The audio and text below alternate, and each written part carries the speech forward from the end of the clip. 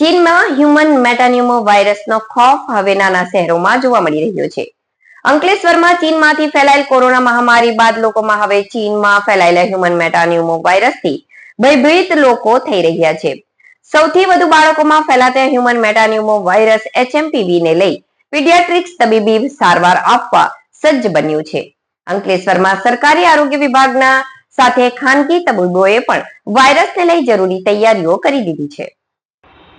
ચીનમાં હ્યુમન મેટાન્યુમો વાયરસનો ખોફ હવે નાના શહેરોમાં જોવા મળી રહ્યો છે.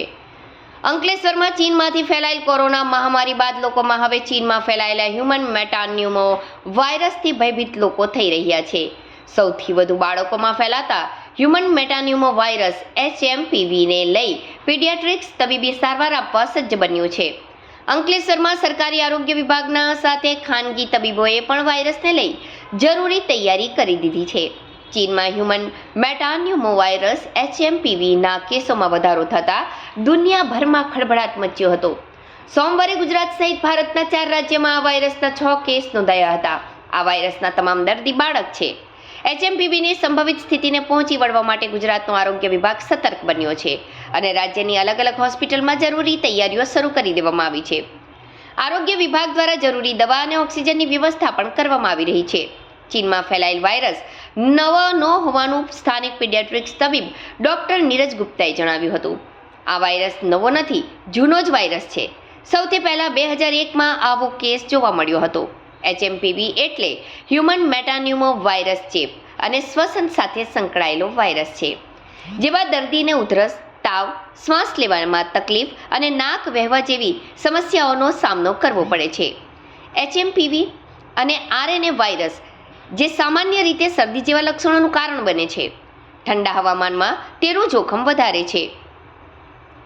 US centers for disease control and પ્રિવેન્શને CDC અનુસાર આ વાયરસ ન્યુમોવિરિડે વાયરસ પરિવારનો છે, જેમાં રેસ્પિરેટરી સિન્સિટિયલ વાયરસ RSV પણ સામેલ છે. રેસ્પિરેટરી સિન્સિટિયલ વાયરસ RSV ફેફસા અને શ્વસન માર્ગમાં ચેપનું કારણ બને છે. તે એટલું સામાન્ય છે કે મોટાભાગના બાળકો 2 વર્ષની ઉંમર સુધીમાં આ વાયરસથી પ્રભાવિત થાય છે. સૌથી વધુ અસર 5 વર્ષથી ઓછી ઉંમરના બાળકો અને 65 વર્ષથી વધુ ઉંમરના વૃદ્ધો, ખાસ કરીને પ્રીમેચ્યોર બાળકો પર પડશે. ઉપરાંત જે લોકોની રોગપ્રતિકારક શક્તિ નબળી હોય અથવા અસ્થમા જેવા શ્વાસ સંબંધી રોગો હોય તેમને થઈ શકે છે. તો આ વાયરસથી ડરવાની જરૂર નથી, થોડી કાળજી રાખવાની જરૂર છે.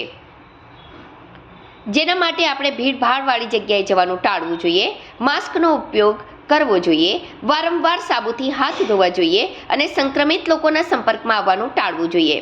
તેમણે વધુમાં જણાવ્યું હતું કે આ ઉપરાંત શ્વસન તંત્રની કોઈ પણ તકલીફ જણાય તો નજીકના આરોગ્ય કેન્દ્રનો સંપર્ક કરવો જોઈએ. આ વાયરસને લઈ સરકાર દ્વારા જે ગાઈડલાઈન તૈયારીઓ કરાઈ છે તે મુજબ આરોગ્ય વિભાગે વ્યવસ્થા ઊભી કરી છે, તો ખાનગી હોસ્પિટલ પણ જરૂરી તૈયારીઓ કરી રહ્યા છે. કોરોનામાં જે પરિસ્થિતિ ઉદ્ભવી હતી તે સ્થિતિ ન ઉદ્ભવે તે માટે આરોગ્ય ક્ષેત્રે હવે એડવાન્સ તૈયારીઓ કરી છે. નમસ્કાર દર્શક મિત્રો, હું ડૉક્ટર નીરજ ગુપ્તા.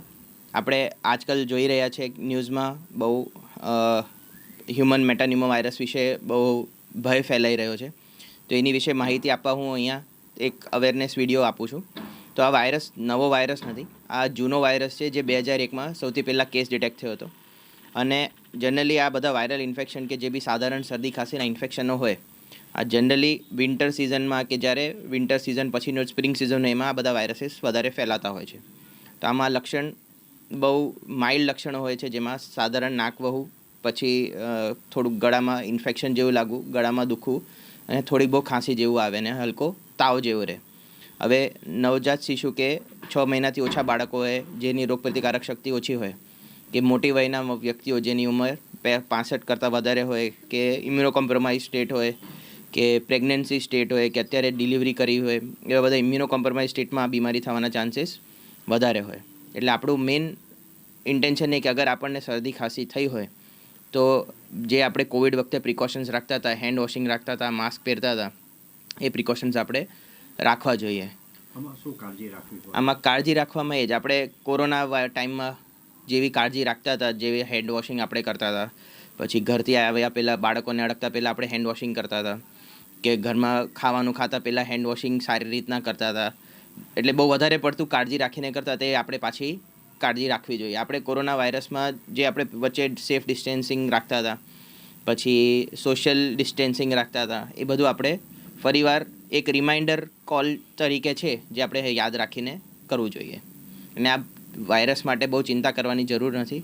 અગર તમારે લક્ષણ આવે શરદી ખાંસીના, તાવના, શરીર દુખાવા, કળતરા થાય તો તમારે તમારા ડૉક્ટરને સંપર્ક કરવો જોઈએ.